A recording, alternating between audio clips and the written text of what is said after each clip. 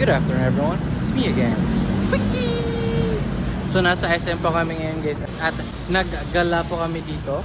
Ginala ko po yung dalawa kong pusa. So papasok na kami ngayon dito sa SM kasi pet friendly naman sila. Ayan siya. Pusa po. Ayan guys, nasa loob na tayo ng SM. Ito yung dalawang pusa guys. Ayan, gagala kami dito. Since naiinitan na sila sa bahay. Ayan siya.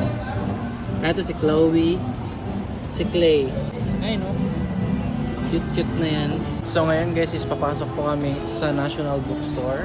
Kasi bibilang ko po ng libro ang aking pong dalawang pusa. Para nung po guys, matuto na po silang magbasa. So ang ating pipiliin dito ay Peppa Pig. Yan. Pipilian natin pusa. So si Chloe, tuturuan ko ng Peppa Pig para naman maging ano siya. Peppa Pig!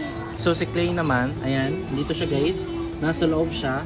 So pipilian ko siya ng libro para naman matuto siya. Kasi hindi siya nauumaybe. So ipapabasa ko sa kanya ang The Land of Stories. Yan. So for sure ako may matutunan si Clay na marami. Ganon. Tsaka bibilhan ko din siya ng ballpen tsaka lapis para naman you know, marunong na siya magsulat. Ayan oh, nag-agree siya oh. Ayan, ito si Chloe, ito si Clay. Yung mga yan guys, marunong na yung magbasa. Yan, tinuturuan namin yan. Tsaka before sila matulog, ay nako, binabasahan namin yan.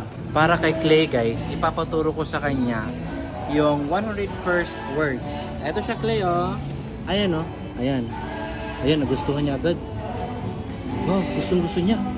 Wow, gustong-gusto niya guys. Oh, wala kayo sa pusa ko. Gustong-gusto magbasa.